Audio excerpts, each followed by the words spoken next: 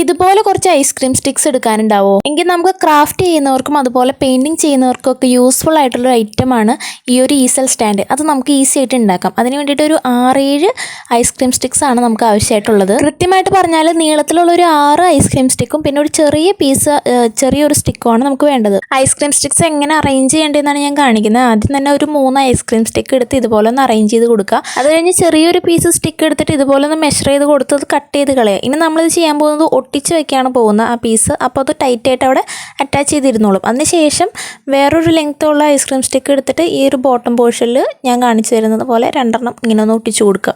അത്രേ ഉള്ളൂ, സംഭവം കഴിഞ്ഞു. പിന്നെ നമുക്ക് ബാക്കിലൊരു സ്റ്റാൻഡ് പോലെ അത് ഫിക്സ് ചെയ്തിരിക്കാനായിട്ട് ഒരു സ്റ്റാൻഡും കൂടി അറ്റാച്ച് ചെയ്ത് കൊടുക്കുക. ശരിക്കും പറഞ്ഞാൽ ഇത് വലിയ പണിയൊന്നുമില്ല, 5 മിനിറ്റിനുള്ളിൽ പെട്ടെന്ന് ചെയ്ത് തീർക്കാം. ക്രാഫ്റ്റ് ചെയ്യുമ്പോൾ എല്ലാവരും ടേബിളിൽ ഈ ഒരു സംഭവം ഉണ്ടെങ്കിൽ നല്ലൊരു ലുക്കായിരിക്കും. അപ്പോൾ ഇങ്ങനെ ഈ ഒരു യൂസ്ഫുൾ ആയിട്ടുള്ള ഐറ്റം എല്ലാവരും ട്രൈ ചെയ്യല്ലേ. അപ്പോൾ നമ്മുടെ വീഡിയോ ഇഷ്ടപ്പെട്ടാൽ ചാനൽ ലൈക്ക് ചെയ്യുക, കമൻറ്റ് ചെയ്യുക, അതുപോലെ സബ്സ്ക്രൈബും ചെയ്യണേ.